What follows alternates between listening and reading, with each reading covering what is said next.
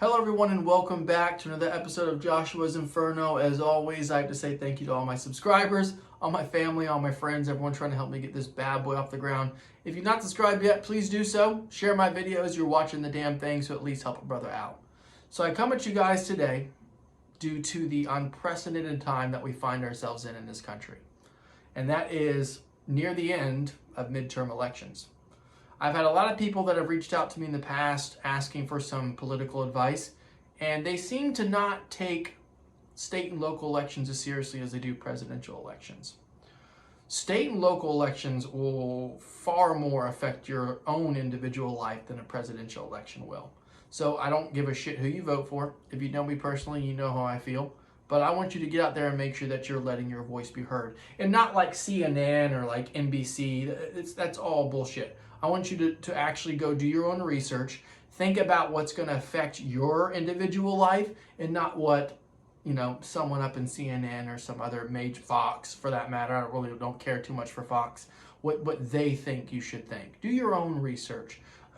Look at your own personal family and what would benefit them. And then go out there and make the best decision that you can. I live in Florida, so right now we have our governor's race as well as some other state representative races, all kinds of races going on. I watched the Ron DeSantis versus Charlie Crisp debate today. I didn't get a chance to watch it on Monday night because, fancy enough, it was not televised. It's kind of strange. But I tell you what, it was just from a pure debate standpoint, it was actually pretty enjoyable. It leads me to believe, what is the Democratic Party doing?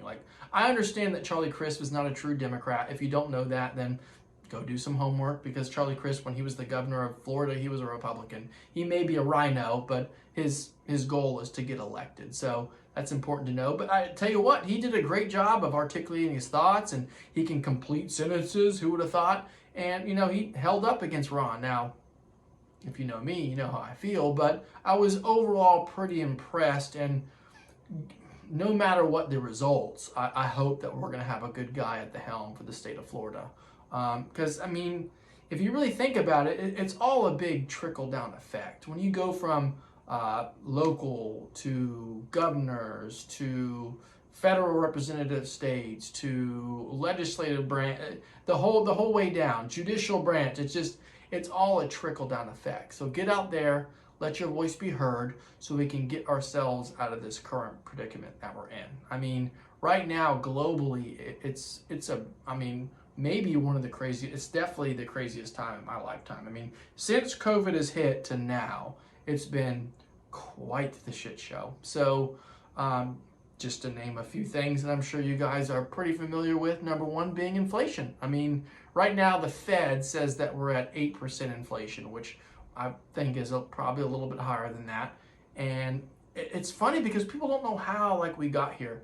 48% of all US dollars, okay, so damn near half of every dollar that's ever been printed in the history of the United States of America was printed in the last 2 years.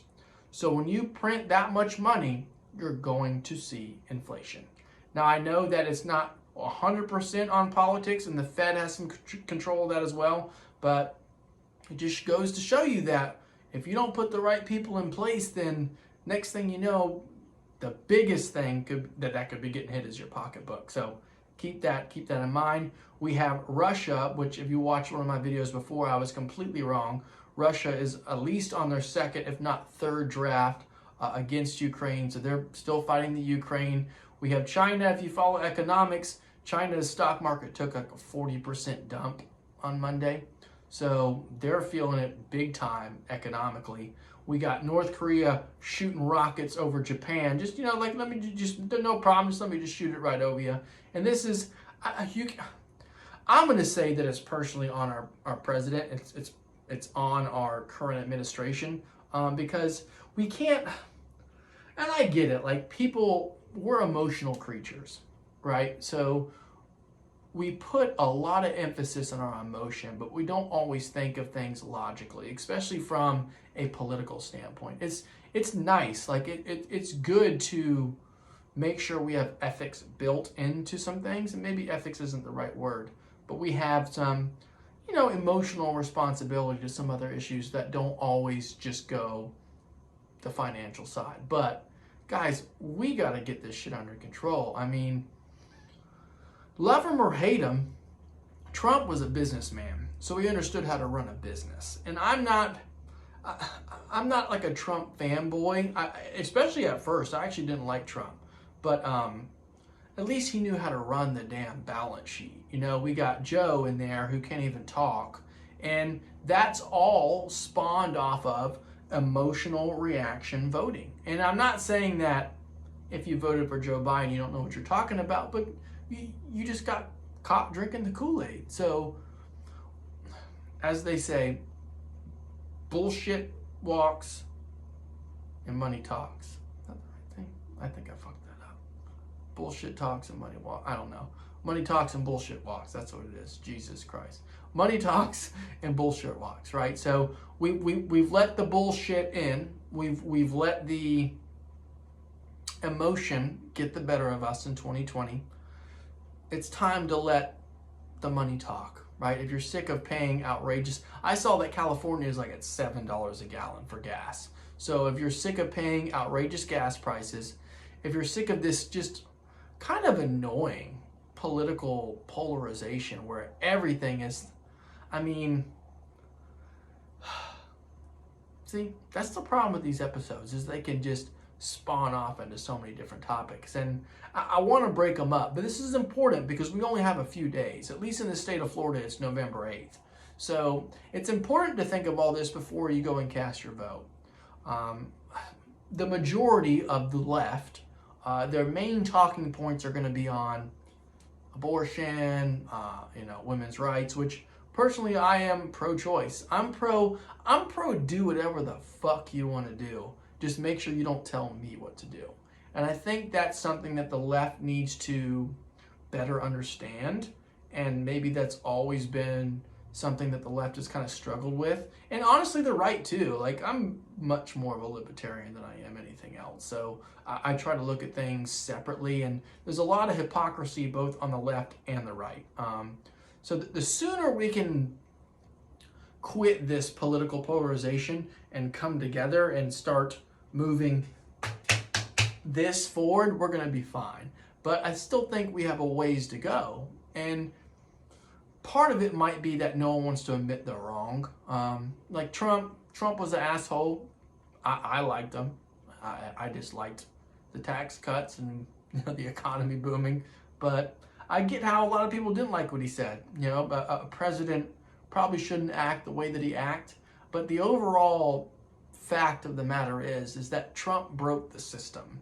So what he did is, we were so used to Bushes and Obamas and Clintons and all these families that are pretty much just born into politics royalty have their way with the taxpayer, because I hate to break it to you, but the government doesn't have any money.